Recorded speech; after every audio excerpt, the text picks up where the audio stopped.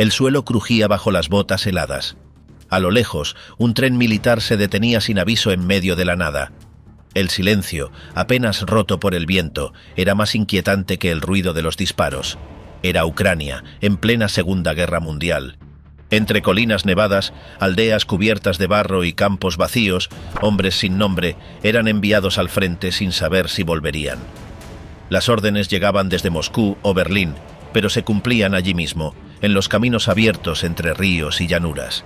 No había retaguardia, no había refugio. Cada casa podía ser una trinchera, cada colina, un blanco. Los civiles miraban pasar a los soldados con miedo y resignación. Algunos eran arrastrados con ellos, otros enterraban lo que podían antes de huir. El invierno no perdonaba y las batallas tampoco.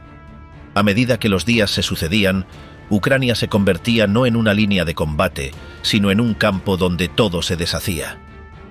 ¿Qué lugar ocupó esta tierra en la guerra que transformó al mundo entero?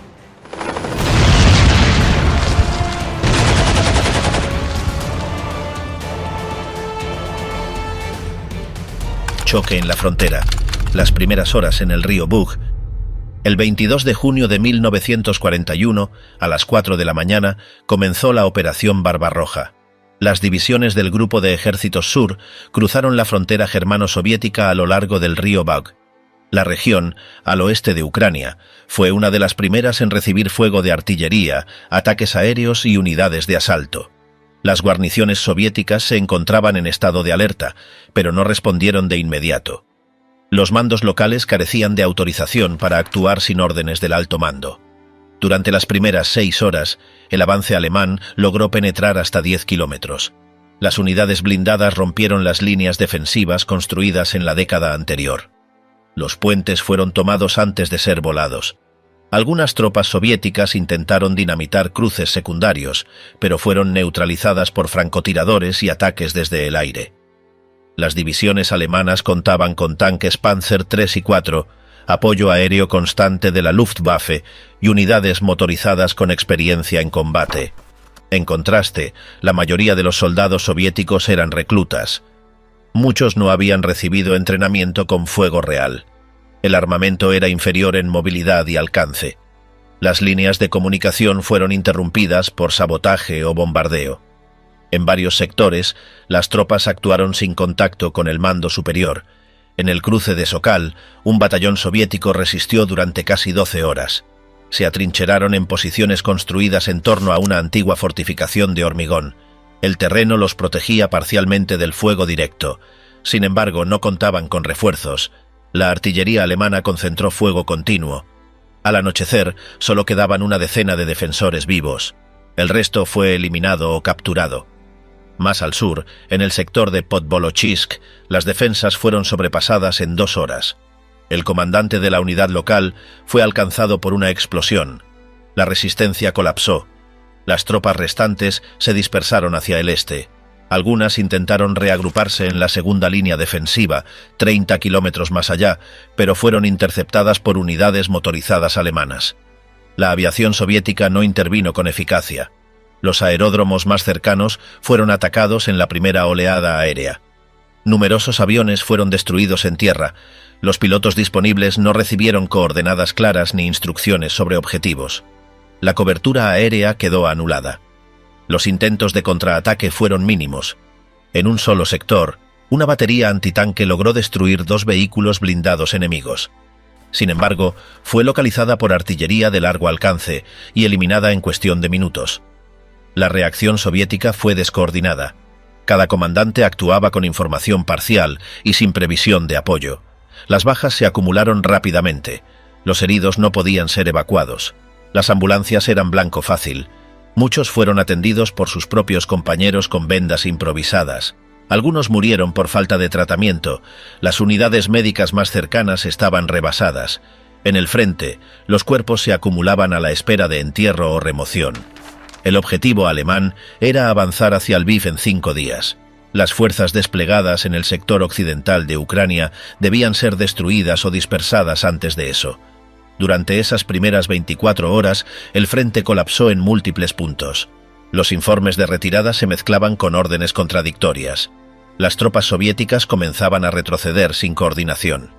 En la madrugada del 23 de junio, las unidades alemanas habían cruzado el Bug en varios sectores. Las posiciones defensivas soviéticas en esa zona dejaban de existir como línea continua. El enemigo se desplazaba hacia el interior. La frontera ya no era una barrera, era solo una línea superada. La Bolsa de Uman, encierro y aniquilación en el corazón de Ucrania. El 5 de agosto de 1941, en las vastas llanuras entre los ríos Bug meridional y Dnieper, unidades alemanas lograron cercar a más de 100.000 soldados del Ejército Rojo en la región de Uman. Las agrupaciones del Sexto Ejército y del Primer Grupo Panzer convergieron desde el norte y el sur, atrapando al Sexto y Duodécimo ejércitos soviéticos, integrados en gran parte por reclutas procedentes de Ucrania central y oriental. Los días previos al cierre del perímetro estuvieron marcados por una retirada desordenada de los defensores. Las órdenes del Estado Mayor de mantener posiciones sin respaldo efectivo provocaron rupturas internas. Las líneas improvisadas no resistieron la presión de los blindados enemigos. Las columnas que intentaban reorganizarse fueron bombardeadas desde el aire por la Luftwaffe, que mantenía superioridad total. Las carreteras quedaron saturadas de vehículos dañados, caballos abandonados, equipo inutilizado y cadáveres de combatientes alcanzados durante el retroceso. Una vez completado el cerco, los atacantes comenzaron a reducir la resistencia interna de forma sistemática. Las formaciones soviéticas, incomunicadas, con recursos agotados y sin enlace con el mando superior, operaban de forma aislada. Cada contingente intentaba sostener su zona sin conocimiento del panorama general. Las secciones de infantería estaban mal equipadas. Muchos soldados llevaban semanas apenas integrados, con escasa instrucción y sin experiencia. En algunos casos, se usaban rifles Mosin Nagant con munición limitada.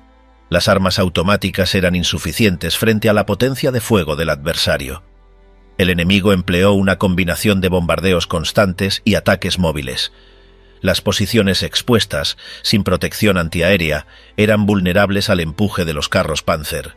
En los bosques cercanos, las emboscadas eran neutralizadas mediante lanzallamas o proyectiles incendiarios. Los campos abiertos se convertían en embudos mortales. Las ráfagas desde varias direcciones impedían cualquier retirada coordinada. El calor de verano intensificaba el deterioro. La falta de agua obligaba a beber de charcos insalubres. Las heridas se infectaban con rapidez.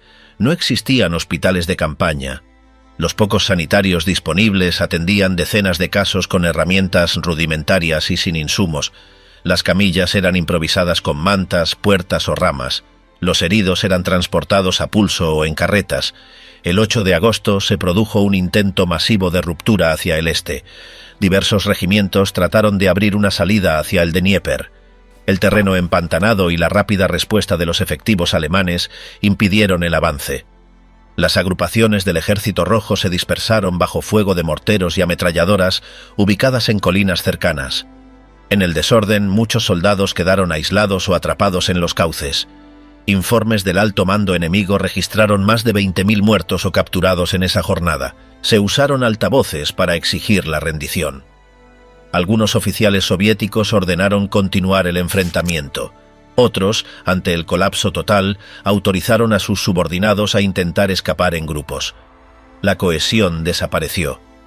Combatientes exhaustos y hambrientos abandonaban las posiciones en busca de alimento en los campos o entre ruinas.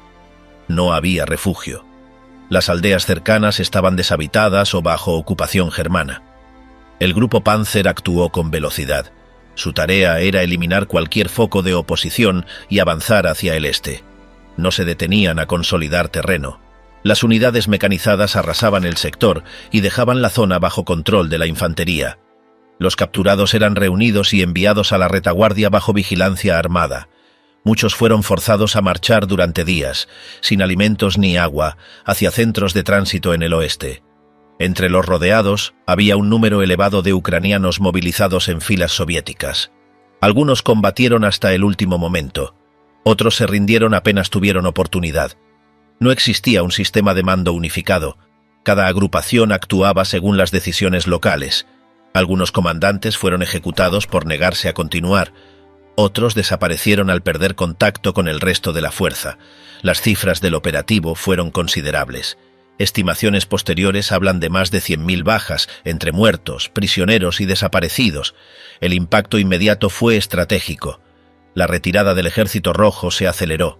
Regiones como Kirovogrado y Kryvyi Rih quedaron desprotegidas. Las fuerzas del eje llegaron al Dnieper sin enfrentar una defensa establecida durante semanas. El terreno conservó huellas visibles por meses. Las trincheras excavadas con urgencia permanecieron abiertas. Los cultivos se transformaron en campos de destrucción. Restos de vehículos, armas, ropas y piezas personales se oxidaban al sol. En varios sectores los cuerpos no fueron enterrados sino hasta mucho tiempo después. Las lluvias arrastraban tejidos, munición y huesos hacia los caminos principales. El efecto humano fue menos evidente, pero más persistente. Las familias de los reclutas nunca recibieron explicaciones. La mayoría fueron registrados como desaparecidos. Las autoridades soviéticas evitaron reconocer la magnitud de la derrota. Los documentos fueron clasificados. Las bajas no se informaron públicamente. En los pueblos, el silencio y la ausencia ocuparon el lugar de los nombres. Para el mando alemán, fue una victoria táctica ejecutada con rapidez y eficiencia. Para los atrapados, una eliminación progresiva sin posibilidad de defensa. La operación en Umán no fue una batalla equilibrada, fue una acción unilateral sobre un enemigo fragmentado, mal equipado y superado en todos los aspectos. El suelo ucraniano absorbió las consecuencias. El contraataque de Yarkov, ofensiva fallida y desastre operativo soviético. El 12 de mayo de 1942, el Ejército Rojo lanzó una de sus mayores ofensivas en territorio ucraniano desde el inicio de la invasión alemana. El objetivo era recuperar la ciudad de Kharkov, entonces bajo control del Grupo de Ejército Sur. La operación, diseñada por el alto mando soviético como una oportunidad para romper el frente oriental, terminó en una de las derrotas más costosas hasta ese momento. El plan contemplaba un ataque doble desde los flancos norte y sur, con la intención de envolver la ciudad y cortar sus rutas de suministro. La fuerza de asalto estaba compuesta por más de 700.000 efectivos, apoyados por 1.000 tanques, artillería pesada y aviación limitada. Las formaciones participantes actuaban bajo el frente sudoeste, dirigidas por el general Timoshenko, en coordinación con Moscú. Durante los primeros días, el empuje fue efectivo. Algunas líneas defensivas enemigas cedieron bajo la presión inicial. Los combatientes soviéticos cruzaron el río Donets, capturaron varias localidades al sur y forzaron a los defensores a replegarse hacia posiciones secundarias. Las trincheras enemigas fueron tomadas por asalto y se desplegaron brigadas acorazadas para explotar las brechas. Sin embargo, el dispositivo soviético presentaba limitaciones críticas. La información sobre el despliegue rival era imprecisa, la coordinación entre sectores era débil, las fuerzas móviles carecían de combustible para sostener el impulso, las condiciones del terreno, con lodo y caminos irregulares, obstaculizaban el avance. Las líneas de comunicación eran vulnerables al sabotaje y a las interferencias. El mando germano, al tanto del desarrollo del ataque, evitó reaccionar con precipitación. En vez de retirarse, organizó un contraataque envolvente. Mientras las formaciones soviéticas avanzaban hacia la ciudad, el primer ejército Panzer lanzó una maniobra desde el flanco sur, apuntando hacia las zonas de despliegue inicial. La intención era repetir el modelo de cerco utilizado previamente en Umán, pero en escala ampliada. El 17 de mayo, las primeras señales del colapso logístico comenzaron a aparecer. Los convoyes de abastecimiento fueron interceptados o destruidos. Las estaciones de radio perdieron contacto. Las órdenes llegaban incompletas o con retraso. Sobre el terreno, los comandantes no entendían aún que estaban siendo rodeados. 2 días después, el cerco se cerró al este del río Donets. Más de 200.000 combatientes soviéticos quedaron atrapados entre dos frentes opuestos. Las rutas de escape estaban bloqueadas. La artillería germana bombardeaba sin interrupción las posiciones atrapadas. La aviación del eje atacaba depósitos, cruces viales y agrupamientos. Los intentos por romper el encierro fueron múltiples pero desorganizados. Las brigadas que aún conservaban vehículos blindados intentaron avanzar en formaciones pequeñas. La falta de reconocimiento expuso a muchas de ellas a emboscadas. Los aviones soviéticos, en inferioridad tecnológica y numérica, no lograron proteger a las columnas en movimiento. Dentro del perímetro, la situación se degradaba rápidamente. La falta de proyectiles obligó a limitar el uso de armas. Las piezas de artillería sin municiones quedaron inutilizadas. Se cavaban trincheras nuevas con herramientas improvisadas. Las condiciones médicas eran precarias. El calor, la deshidratación y los cadáveres sin retirar aceleraban el colapso físico. El 21 de mayo, Stalin autorizó un repliegue limitado, pero el tiempo jugaba en contra. Las agrupaciones que aún podían intentar escapar estaban desorganizadas o severamente debilitadas. Los oficiales que planearon salidas controladas murieron por fuego enemigo antes de ejecutarlas. El resto quedó atrapado en campos abiertos, sin cobertura ni mando. Durante las 3 jornadas siguientes, el cerco se transformó en una operación de exterminio. Las fuerzas del eje avanzaban por sectores, dividían las agrupaciones aisladas, capturaban combatientes o eliminaban focos de resistencia. Los prisioneros eran agrupados en masa, muchos fueron ejecutados, otros fueron trasladados a campos bajo custodia armada. La mayoría no regresó. Járkov no fue retomada. La operación debilitó de forma irreversible al frente sudoeste soviético. Las bajas superaron las 200.000, entre muertos, heridos y capturados. El material bélico perdido incluía cientos de blindados, piezas de artillería, camiones, sistemas de comunicación y aeronaves inutilizadas. La región quedó devastada. Las aldeas usadas como ruta de paso fueron destruidas. Las carreteras quedaron cubiertas de restos de vehículos calcinados, bidones vacíos, proyectiles no explotados y cuerpos en descomposición. Las fosas comunes fueron cavadas por los vecinos, forzados por el hedor y la presión del enemigo. El Kremlin no reconoció públicamente el desastre. La información fue clasificada. Los comunicados oficiales aludieron a complicaciones operativas. Las familias de los combatientes no recibieron detalles. Muchos fueron declarados como desaparecidos. No hubo homenajes. No hubo fotos. Solo el silencio como respuesta. El intento de recuperar Járkov no solo falló como operación táctica, fue un error estratégico que debilitó al Ejército Rojo cuando aún no se recuperaba de las pérdidas del año anterior. Permitió al enemigo mantener la iniciativa y retrasó futuras ofensivas.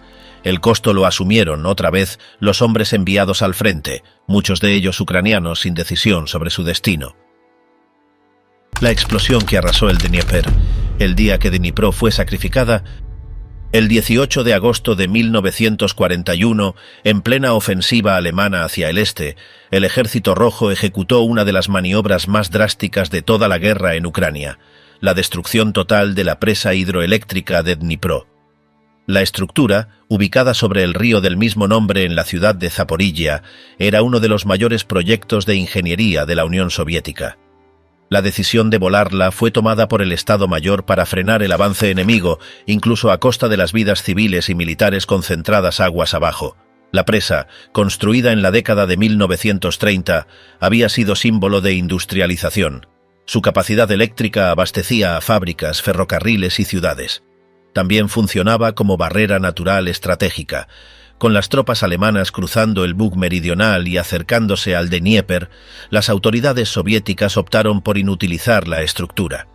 El comando encargado de la voladura era parte del NKVD. Los ingenieros militares, ya posicionados en la instalación, habían colocado explosivos en puntos clave de la estructura semanas antes. Las órdenes finales llegaron por radio. No se permitió discusión. La operación fue clasificada como destrucción preventiva para impedir cruce enemigo. La detonación ocurrió a las 2 de la madrugada. La explosión fue tan potente que se escuchó a varios kilómetros. La presa cedió en segundos. El agua contenida durante años se liberó con una fuerza masiva. Una ola de más de 30 metros de altura descendió por el cauce del Dnieper, arrasando todo a su paso. Barcos, embarcaderos, puentes, viviendas, almacenes, puestos de control y refugios.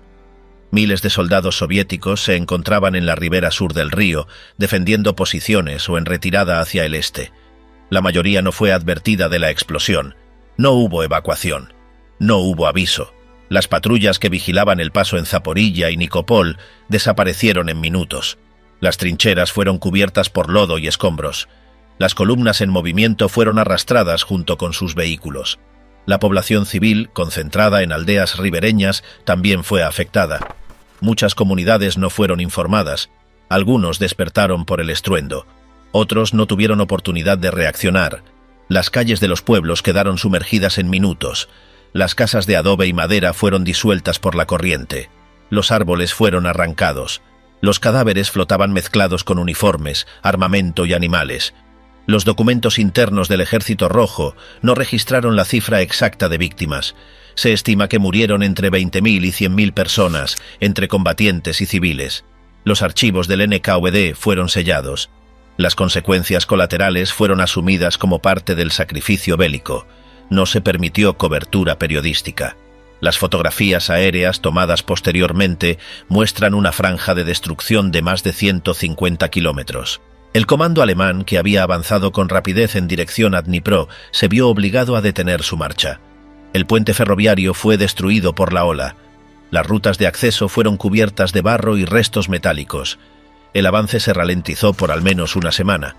Sin embargo, la interrupción no fue suficiente para frenar la ofensiva. Las tropas alemanas utilizaron botes y cruces improvisados para continuar. Las consecuencias tácticas fueron limitadas, pero el impacto humano fue total. En la retaguardia soviética se reubicaron unidades que habían perdido a la mayoría de sus integrantes. Algunos sobrevivientes fueron encontrados semienterrados en el lodo días después. Los cadáveres fueron arrastrados hasta las orillas del Mar Negro. Muchos no fueron identificados. Las autoridades soviéticas impusieron el silencio. No se realizaron ceremonias, no se publicaron nombres, no se emitieron condolencias. La presa fue considerada neutralizada con éxito. Se prohibió cualquier mención pública de la cifra de muertos. Los ingenieros responsables fueron condecorados en privado. Los familiares de las víctimas recibieron notificaciones genéricas de fallecimiento en acto de servicio. La ciudad de Zaporilla quedó parcialmente inutilizable. Las líneas eléctricas colapsaron. Las fábricas pararon. El sistema ferroviario fue interrumpido. Los hospitales se llenaron de heridos con fracturas, cortes y quemaduras. La administración local fue reemplazada por delegados del partido enviados desde Kiev. Su función era restablecer el orden, no ofrecer explicaciones. En el terreno la destrucción era visible. Los árboles estaban inclinados en la misma dirección. Las estructuras metálicas se doblaban por la presión del agua. Los depósitos militares quedaron vacíos. La ropa de los soldados cubría ramas y postes. El olor era insoportable. Los grupos de recuperación trabajaban con máscaras de tela. No había ataúdes. Se cavaban zanjas comunes para enterrar los cuerpos. Durante semanas el frente se desplazó hacia el este. La operación pasó a ser una nota marginal en los partes de guerra. En los pueblos, el relato circulaba de forma oral. Se hablaba de la ola que no se vio venir. Nadie sabía con certeza quién había ordenado la explosión. Los habitantes sobrevivientes no recibieron ayuda oficial. Tampoco fueron reconocidos como víctimas del conflicto. A nivel estratégico, la voladura del Dnieper mostró la disposición soviética a sacrificar infraestructura y vidas para frenar al enemigo. No fue la última vez que se empleó esta táctica, pero sí fue una de las más devastadoras en suelo ucraniano. El río, que durante siglos había sido eje comercial y símbolo regional, se convirtió en un arma masiva de contención. Los restos de la presa tardaron meses en ser retirados. La reconstrucción comenzó años después, sin placa, sin monumento, sin registro público. El daño inmediato no fue solo físico, fue psicológico. Los combatientes del Ejército Rojo entendieron que la retirada no significaba salvación. En el contexto de la guerra total, ningún lugar estaba fuera del campo de batalla. La batalla de Korsun, escape bajo fuego del cerco soviético. El 24 de enero de 1944, el Ejército Rojo inició una ofensiva de cerco contra fuerzas alemanas desplegadas en la región de Korsun-Shevchenkivsky, al suroeste de Kiev.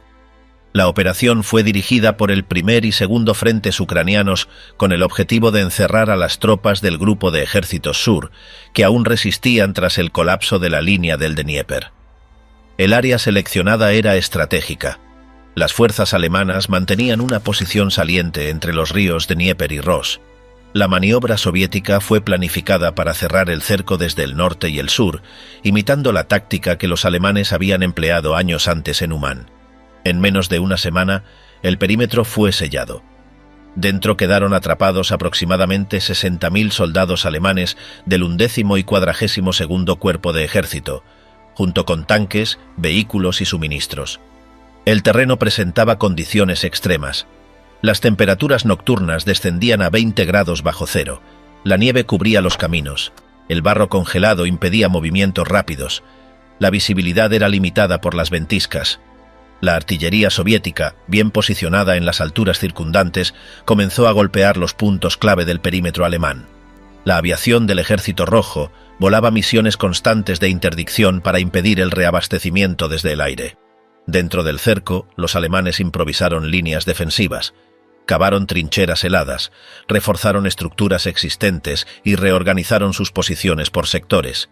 El general Wilhelm Stemmermann asumió el mando conjunto de las tropas cercadas.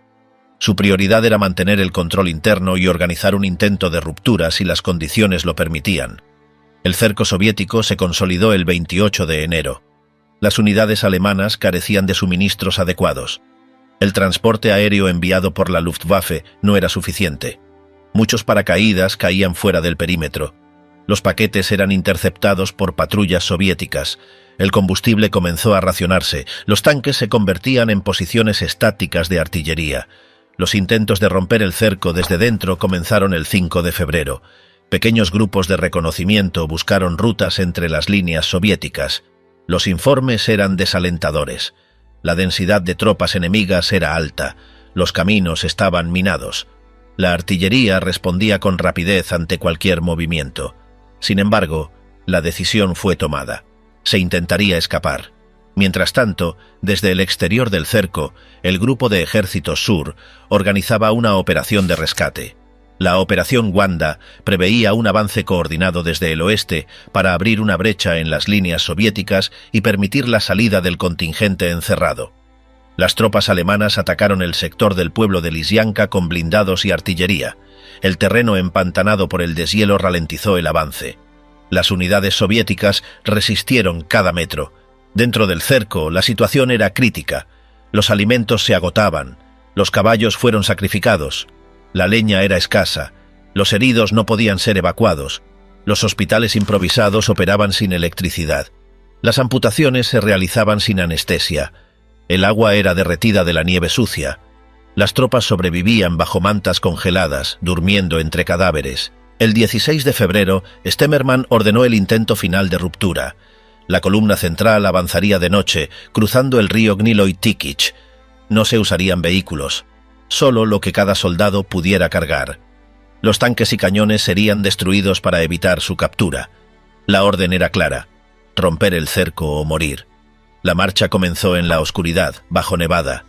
Miles de hombres caminaron en silencio a través del barro, con linternas tapadas y fusiles envueltos. Al amanecer, llegaron a las orillas del río. El cruce fue desordenado. El puente improvisado cedió bajo el peso. Muchos intentaron nadar. Las aguas congeladas paralizaron a cientos. Las balsas se hundieron. La aviación soviética detectó el movimiento. Bombardeó las zonas de cruce. La artillería abrió fuego desde las colinas. Las columnas alemanas se dispersaron. Los gritos de los heridos se mezclaban con las explosiones. Algunos intentaron retroceder. Otros continuaron campo adentro. No había coordinación, solo el impulso de avanzar. En la confusión, Stemmermann fue alcanzado por una ráfaga. Murió en el acto. Su cuerpo fue enterrado bajo fuego enemigo por sus escoltas. La columna sobreviviente, fragmentada, logró abrirse paso hacia posiciones amigas tras cruzar una segunda línea de resistencia soviética. Solo cerca de 30.000 hombres escaparon del cerco. Más de la mitad de los cercados murieron, desaparecieron o fueron capturados.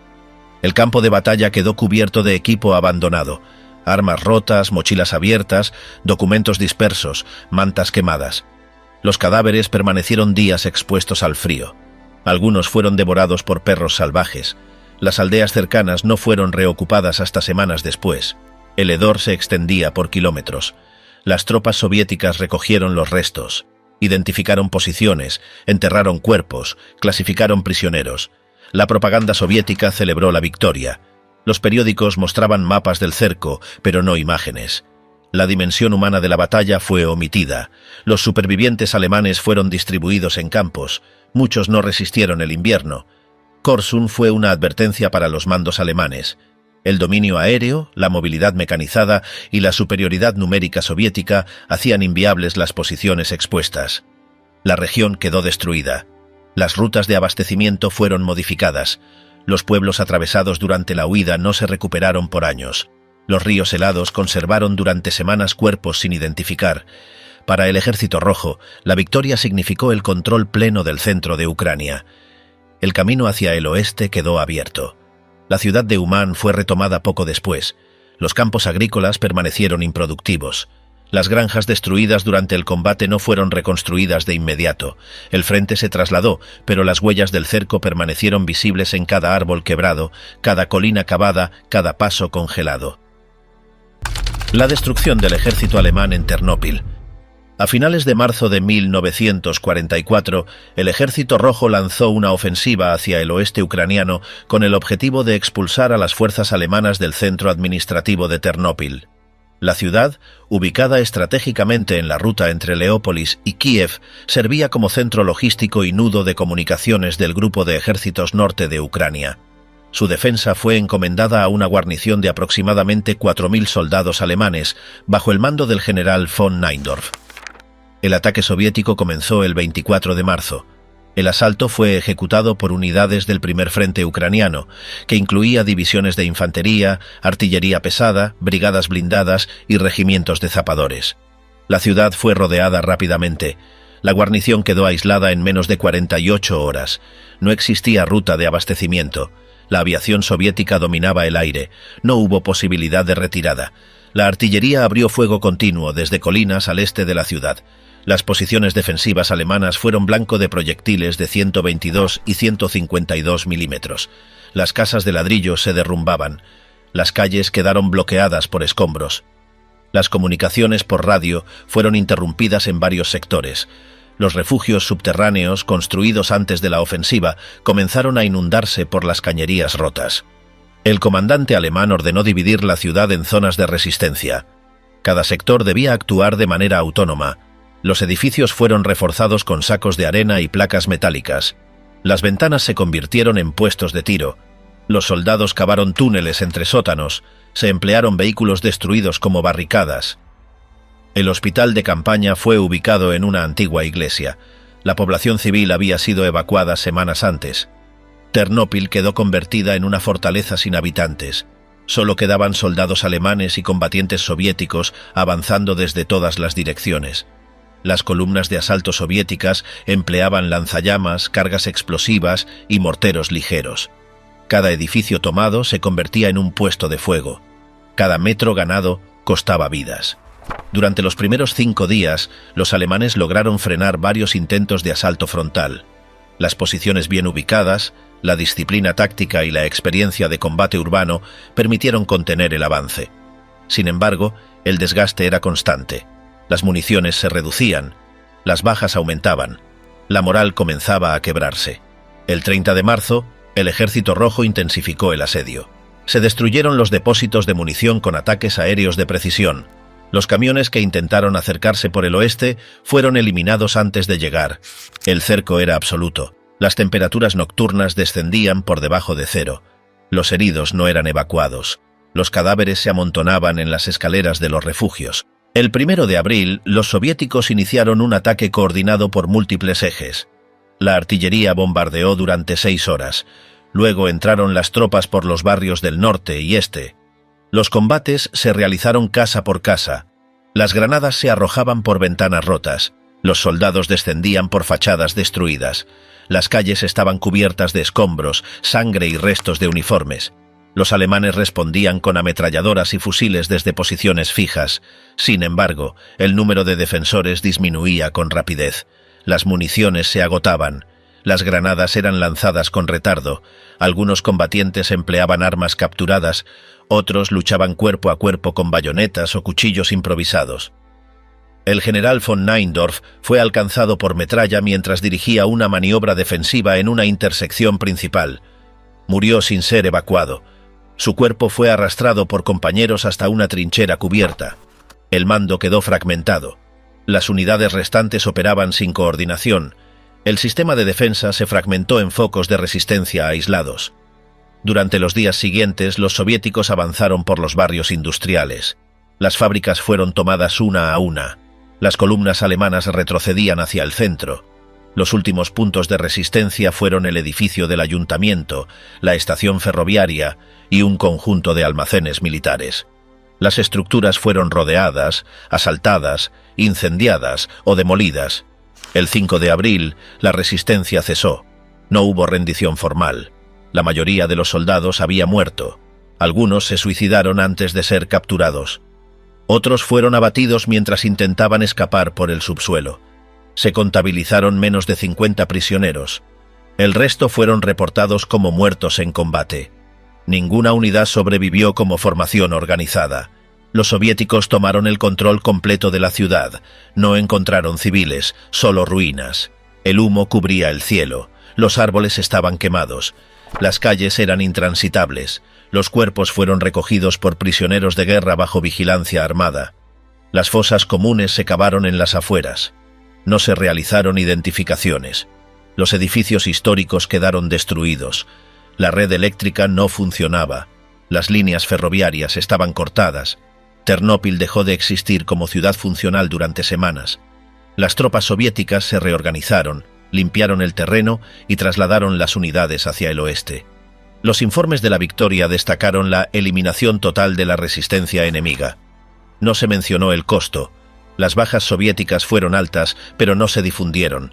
La destrucción de la guarnición alemana en Ternópil marcó el fin del control alemán sobre el oeste central de Ucrania. El camino hacia Leópolis quedó abierto. La operación demostró la capacidad soviética de eliminar posiciones urbanas fortificadas mediante asedio y desgaste. También reveló que el alto mando alemán ya no podía sostener plazas aisladas sin arriesgar pérdidas completas. El combate en Ternópil fue una batalla sin negociación, sin pausa, sin evacuación. Los soldados combatieron hasta la muerte, sin apoyo, sin posibilidad de retirada. El suelo urbano absorbió cada explosión, cada disparo, cada orden desesperada. Cuando el frente se desplazó, solo quedó el silencio entre ruinas. Guerrilla ucraniana, emboscadas del UPA contra convoyes soviéticos. A mediados de 1944, mientras el Ejército Rojo recuperaba el control del oeste ucraniano, comenzaron a registrarse ataques sistemáticos contra sus columnas logísticas, destacamentos avanzados y puntos de comunicación. Los responsables no eran remanentes alemanes, sino formaciones armadas del Ejército Insurgente Ucraniano, UPA, que operaban en los bosques, montañas y zonas rurales de Volinia, Galicia y los Cárpatos. A diferencia de las unidades convencionales, esta organización no combatía en frentes abiertos, no ocupaba ciudades ni defendía posiciones fijas.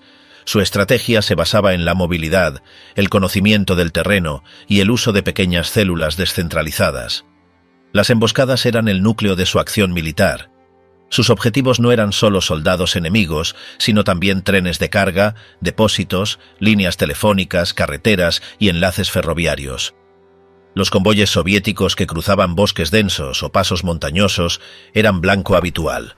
Los insurgentes minaban caminos por la noche, retiraban las señales y esperaban ocultos. Cuando el primer camión era alcanzado por una explosión, los francotiradores abrían fuego desde varios ángulos. La confusión impedía una respuesta coordinada. El fuego se concentraba sobre conductores, oficiales y radios. Una vez ejecutado el ataque, el grupo se retiraba en minutos. Dejaba vehículos incendiados, cuerpos dispersos y el rastro borrado. Los soldados sobrevivientes no sabían cuántos los habían atacado ni desde dónde. Las unidades del Ejército Rojo, encargadas de la seguridad de ruta, no tenían experiencia en guerra de guerrillas. Sus tácticas eran ineficaces en espacios sin visibilidad, donde los mapas eran imprecisos y los relojes se adelantaban por segundos. En la región de Rivne, uno de los ataques más letales ocurrió en agosto. Un tren blindado fue descarrilado al paso por un tramo previamente sabotado. La explosión fue seguida por un asalto con granadas, disparos cruzados y fuego dirigido hacia los vagones de mando. El material fue destruido. Los heridos no pudieron ser evacuados. Los partisanos se retiraron antes de que llegaran refuerzos. El comando soviético respondió con operativos de limpieza. Desplegó unidades especiales del NKVD, bloqueos de carretera y patrullas móviles. Se interrogó a habitantes locales, se realizaron arrestos masivos y se impuso el toque de queda. Pero los insurgentes no se encontraban en las aldeas. Vivían en los bosques, en cuevas, en refugios enterrados construidos con troncos, tierra y hojas. Algunos no salían a zonas pobladas por semanas. El armamento de los combatientes procedía de fuentes múltiples: botines de guerra, arsenales alemanes abandonados, suministros propios. Su arsenal incluía fusiles automáticos, ametralladoras ligeras, explosivos improvisados y mapas dibujados a mano. Cada unidad tenía entre 10 y 50 miembros. No usaban uniformes estándar. Muchos combatientes eran campesinos que alternaban entre el trabajo agrícola y la acción armada. El impacto en la logística soviética fue significativo. Varios batallones enteros fueron desviados de operaciones de línea para proteger convoyes. Se impusieron nuevos protocolos de patrullaje. Los trenes dejaron de circular por la noche. Las comunicaciones fueron reforzadas, pero seguían siendo vulnerables. Las líneas eran cortadas, los postes derribados, las estaciones atacadas por sorpresa. La red insurgente incluía comandos territoriales, unidades de sabotaje, inteligencia local y redes de apoyo. Los médicos eran improvisados. Los suministros llegaban a través de simpatizantes. El conocimiento del terreno permitía moverse sin ser detectados. Usaban códigos, claves auditivas y señales visuales. No combatían por territorio, sino por permanencia. A finales de otoño, los soviéticos organizaron grandes operativos de contrainsurgencia. Peinaron bosques con columnas armadas, usaron perros rastreadores y bombardearon zonas enteras. Algunos refugios fueron descubiertos y destruidos. Los enfrentamientos fueron cruentos. No se tomaban prisioneros. Los miembros de la resistencia luchaban hasta el final o se dispersaban. Las bajas aumentaron de ambos lados. Las rutas entre Lviv y Ternópil eran las más atacadas. Los informes del Ejército Rojo indicaban más de 300 ataques en 3 meses. Las cifras eran incompletas. Muchos eventos no fueron reportados. El mando soviético temía el efecto moral en sus propias filas. El conflicto era irregular, asimétrico, continuo.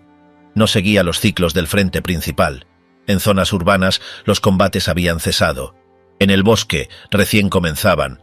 El invierno no detuvo las acciones. Las huellas en la nieve se borraban rápido. Las ráfagas se perdían entre ramas.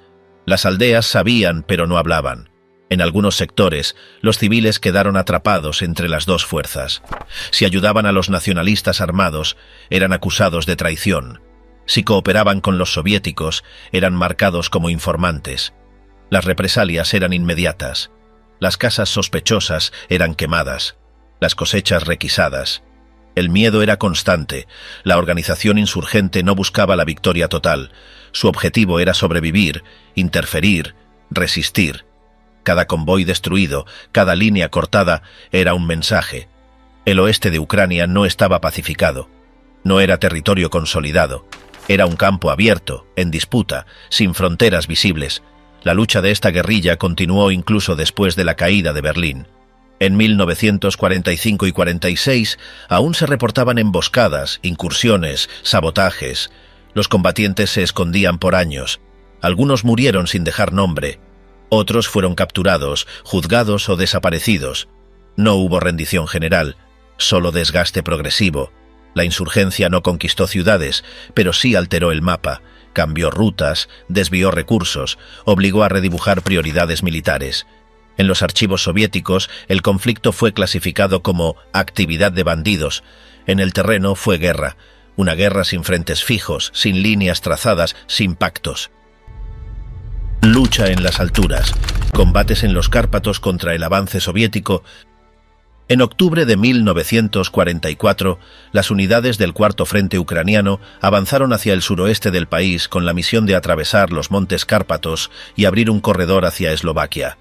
El objetivo inmediato era romper la línea defensiva alemana conocida como el Paso de los Cárpatos Orientales, fortificada por la Wehrmacht para contener el empuje soviético antes del invierno. El terreno ofrecía una resistencia natural. Los pasos montañosos eran estrechos, con pendientes empinadas, caminos de tierra enlodados por las lluvias otoñales y altitudes que dificultaban el transporte de artillería pesada. Las rutas transitables eran escasas y estaban minadas. Los árboles comenzaban a perder follaje, lo que reducía la cobertura natural para movimientos encubiertos. La visibilidad era reducida por la niebla densa que se acumulaba en los valles al amanecer. Las tropas alemanas desplegadas pertenecían principalmente a divisiones de montaña. Contaban con experiencia en combate en altitud, posiciones elevadas reforzadas con búnkeres de madera y piedra, puntos de observación bien ubicados y campos de tiro preestablecidos. Utilizaban morteros ligeros, ametralladoras montadas y fuego cruzado desde posiciones elevadas para detener a los escaladores soviéticos. El avance soviético comenzó el 6 de octubre. La infantería, dividida en pelotones, ascendía por rutas paralelas. Se utilizaban mulas para el transporte de proyectiles y munición. El cruce del primer cordón montañoso fue lento. Cada cresta tomada debía asegurarse antes de continuar. El fuego enemigo provenía desde posiciones invisibles entre los pinos. Los disparos resonaban entre las paredes de roca, haciendo difícil determinar su origen exacto. Los zapadores soviéticos abrían caminos bajo fuego. Algunos tramos fueron volados por los defensores, obligando a los atacantes a improvisar nuevos senderos. Las unidades de vanguardia enfrentaron explosivos camuflados, trampas de caída y tiros de precisión. Los exploradores usaban cuerdas, crampones y hachas para avanzar por las zonas más empinadas. El combate era lento, físico, constante. La artillería soviética tuvo que adaptarse. Se utilizaron piezas ligeras transportadas en tramos. Las baterías eran instaladas en claros de montaña y camufladas con redes de ramas. Los observadores enviaban coordenadas desde los altos. El fuego se corregía en tiempo real, aunque la niebla y la altitud alteraban el cálculo de trayectoria. Los alemanes respondían con fuego concentrado, dirigiendo obuses hacia rutas de ascenso conocidas. El combate se desarrollaba a alturas de más de 1000 metros sobre el nivel del mar. El frío era constante. El viento golpeaba los refugios improvisados. Los soldados dormían en grietas de la roca, en tiendas mojadas o sin cobertura. La humedad empapaba las botas. Las manos perdían sensibilidad, las armas se atascaban por congelamiento, las mantas eran compartidas entre varios hombres. Las posiciones alemanas eran resistentes. En varias cimas, los soviéticos tardaron más de 3 días en superar las defensas. Los asaltos se realizaban con granadas de mano, fuego de fusil y ataques cuerpo a cuerpo. Las pérdidas eran elevadas. No había posibilidad de evacuación rápida. Los heridos eran atendidos en cuevas, sin luz ni anestesia. Los víveres llegaban con dificultad. La carne enlatada se congelaba dentro de los paquetes. En la segunda semana, el Ejército Rojo logró tomar el control de varios pasos clave, incluyendo el paso de Usok. Desde allí se organizó un avance coordinado hacia los valles eslovacos. Las tropas alemanas comenzaron a replegarse por sectores. Sin embargo, mantuvieron grupos de combate ocultos en zonas elevadas para hostigar la retaguardia enemiga. Los francotiradores permanecían en posiciones ocultas durante días. Las comunicaciones eran intermitentes.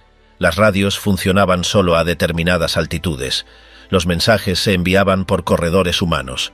En ocasiones, las órdenes llegaban con horas de retraso.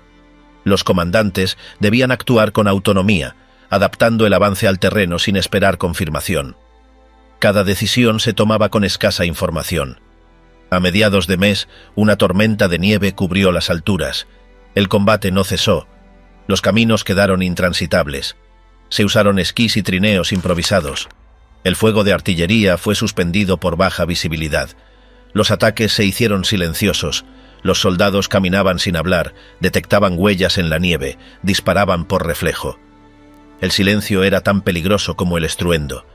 Las aldeas montañosas, semiabandonadas o destruidas, no ofrecían refugio. Algunas estaban minadas, otras habían sido convertidas en puestos de mando. Los habitantes que quedaban observaban en silencio. Algunos colaboraban por obligación, otros por miedo. Nadie hablaba de las tropas que pasaban. Solo se veían huellas, humo y disparos a lo lejos. El paso completo de las tropas soviéticas por los Cárpatos duró más de 4 semanas. Cada kilómetro ganado implicó combates, bajas y esfuerzo físico extremo. Los mapas fueron corregidos por los propios soldados, que marcaban rutas, cuevas y lugares de emboscada. La retirada alemana no fue desorganizada. Se realizó por líneas escalonadas, con minas dejadas en cruces y cebos colocados para atraer fuego enemigo. El control final de la zona permitió a los soviéticos ingresar en Eslovaquia. Pero la región montañosa de Ucrania Occidental no quedó segura. La retirada alemana fue reemplazada por la actividad irregular del UPA, que se reactivó en zonas boscosas. La línea de frente se desplazó, pero el terreno siguió siendo inestable. Los montes Cárpatos no registraron batallas masivas, No hubo blindados, ciudades en ruinas ni columnas mecanizadas. Pero allí se combatió durante semanas, paso a paso, roca a roca. Los nombres de los cerros quedaron en informes tácticos, no en monumentos. Los que murieron fueron enterrados bajo hielo, entre raíces, sin lápida ni registro. Retirada bajo nieve. Colapso alemán durante la ofensiva del Dnieper. A comienzos de octubre de 1943, el alto mando soviético puso en marcha una ofensiva de gran escala para cruzar el Dnieper y recuperar las regiones centrales de Ucrania. La operación tenía como objetivo liberar Kiev y expulsar a las fuerzas del eje del margen oriental del río. Se trató de una de las campañas más extensas lanzadas por el Ejército Rojo en todo el frente oriental. El Dnieper representaba una barrera natural imponente. Las formaciones enemigas habían iniciado la construcción de fortificaciones defensivas a lo largo de su ribera occidental, conocida como la Línea del Este. Sin embargo, la velocidad del empuje soviético impidió completar las obras. En varios sectores, los defensores contaban únicamente con posiciones improvisadas y mal abastecidas. El plan soviético movilizó a más de 2 millones de combatientes en toda la extensión del frente. Miles de embarcaciones improvisadas fueron utilizadas para atravesar el cauce, barcazas, troncos atados, plataformas flotantes, incluso puertas sujetas con sogas. El cruce se realizó bajo fuego intenso, con apoyo de artillería desde la margen oriental. Las unidades cruzaban de noche, amparadas por la niebla o bajo el impacto de bombardeos preliminares. El río se transformó en un corredor de peligro constante. En las cercanías de Dnipro, las posiciones enemigas intentaron detener el cruce con fuego concentrado de ametralladora y mortero. Sin embargo, el volumen de atacantes era demasiado alto. Las líneas no pudieron contener la presión. Las guarniciones no contaban con reservas suficientes. En muchos sectores fueron sobrepasadas en cuestión de horas. Los mandos germanos ordenaron el repliegue general hacia el interior. Las condiciones climáticas empeoraban. Las lluvias intensas convertían los caminos en lodo espeso. Vehículos pesados quedaban atrapados. Los caballos colapsaban. Las columnas avanzaban lentamente, sin descanso, bajo fuego constante. No existía tiempo suficiente para establecer nuevas posiciones defensivas. La aviación del Reich estaba sobrepasada. Los escuadrones soviéticos controlaban el cielo, atacaban cruces, trenes, rutas de abastecimiento y formaciones en retirada. Las unidades del eje quedaban expuestas. Varios grupos no lograron reagruparse y fueron superados en el terreno. Las comunicaciones se deterioraban. Los mensajes eran interceptados. Las órdenes llegaban tarde o se perdían. Los mandos locales tomaban decisiones sin conocer el desarrollo general. En muchos sectores, los combatientes retrocedían sin saber que habían sido abandonados por unidades vecinas. La desorganización se multiplicaba. En la región de Cherkasy, la situación fue especialmente crítica. Las defensas colapsaron tras 5 días de combates. Las vías de enlace fueron destruidas. El enemigo ya estaba detrás de las líneas cuando algunos grupos aún pensaban que resistían en el frente. Las formaciones se movían sin dirección, intentando evitar ser embolsadas. El terreno, cubierto de barro y escombros, dificultaba el paso. La confusión era constante.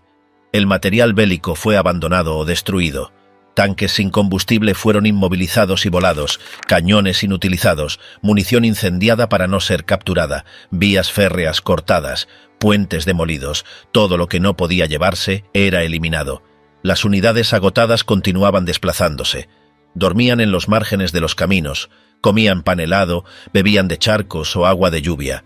Los heridos eran cargados en camillas improvisadas o quedaban a su suerte. Los sanitarios no daban abasto. La atención se hacía en campo abierto, sin protección, con medios rudimentarios. En las últimas semanas de octubre comenzó a caer nieve. El lodo se congeló. Las carreteras desaparecieron bajo la capa blanca. Las ráfagas heladas cortaban la piel. Para calentarse, los soldados quemaban restos de ropa, madera húmeda, incluso lonas de transporte. Las piezas de artillería se abandonaban por congelación de mecanismos. La única prioridad era avanzar. Mientras tanto, el Ejército Rojo consolidaba sus posiciones tras el cruce. Se establecieron cabezas de puente y se reorganizaron los batallones para avanzar hacia Kiev. Las localidades liberadas estaban en ruinas, las calles vacías.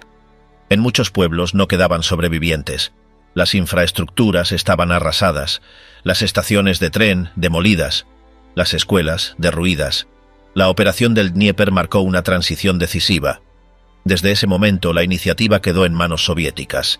Las fuerzas enemigas, debilitadas y en retroceso constante, ya no lograron establecer líneas estables en suelo ucraniano. Los intentos de frenar el avance fueron locales y sin éxito duradero. Para los que estaban en la línea, la retirada no fue una maniobra estratégica, fue una lucha por sobrevivir. Caminaban durante días, con el rostro quemado por el viento, sin saber si alcanzarían la retaguardia.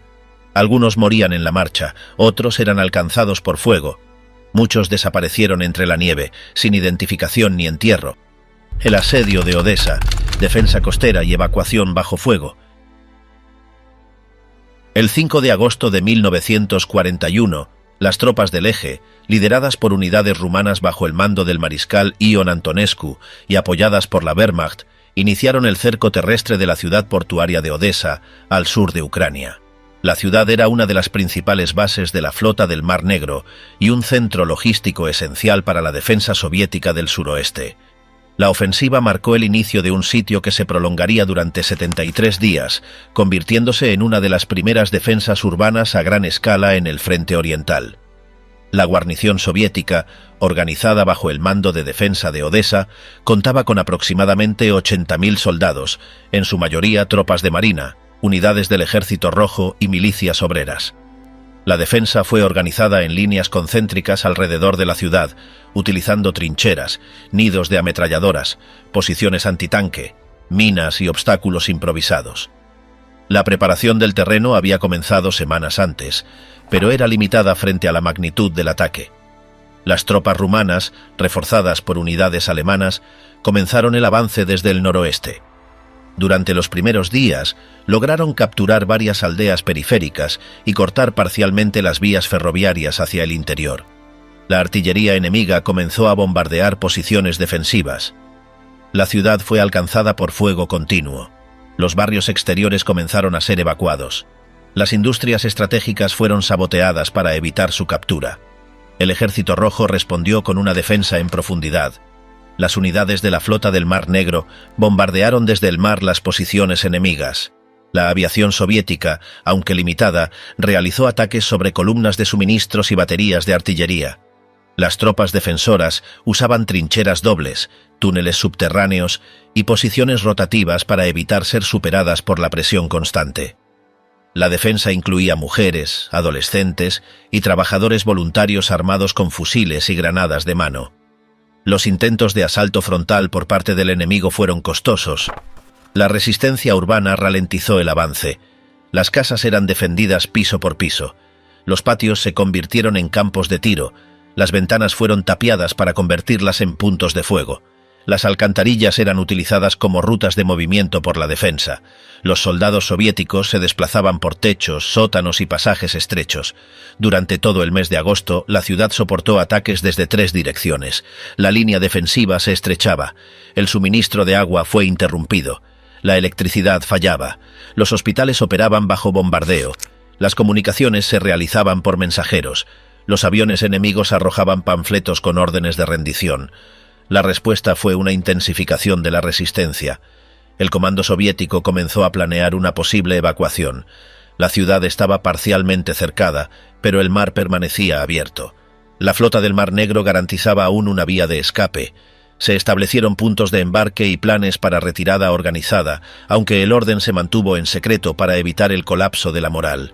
A finales de septiembre, la situación era insostenible. El enemigo había penetrado las líneas externas y combatía en los arrabales. Las municiones escaseaban. Las reservas de comida eran mínimas.